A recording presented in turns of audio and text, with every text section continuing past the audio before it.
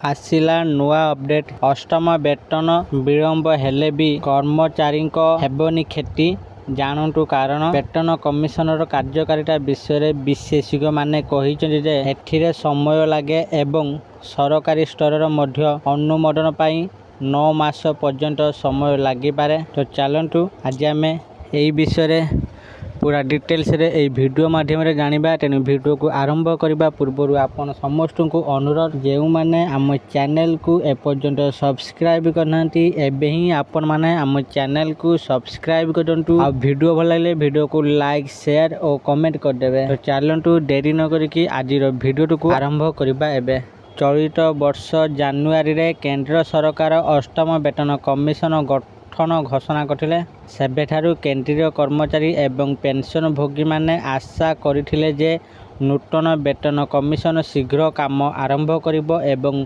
संशोधित दरमा एवं पेंशन जानुआरी 2026 रु सेमानकर दरमा एवं पेंशन पाइबा आरंभ करिवे।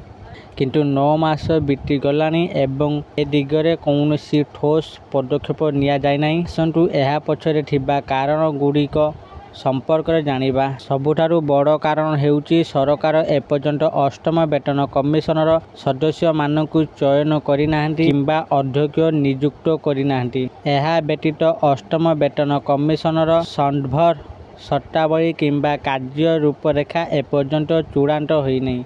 पूर्व वेतन कमिशन सहित अभिज्ञता दर्शाउची जे एक वेतन कमिशन एहार सुपारिश प्रस्तुत करने को 1 रु 1.5 वर्ष समय लगे।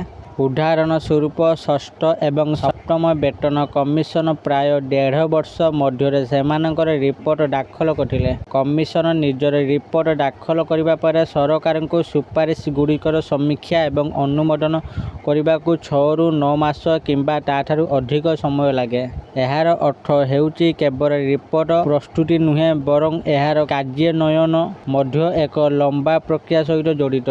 जदि सबुकिछि योजना अनुଯାयी हुए तेबे 2026 शेष सुधा किंबा 2027 प्रारंभ रे अष्टम वेतन कमिशनर सुपारिश कार्यकारी होई पारे। एक रिपोर्ट अनुଯାयी अष्टम वेतन कमिशन कार्यकारी हेबा द्वारा सरकारी दरमा एवं पेंशन रे प्राय 30 रु 34% वृद्धि होई पारे, जहा प्राय 11 नियुक्त कर्मचारी एवं पेंशन भोगी को लाभ देव।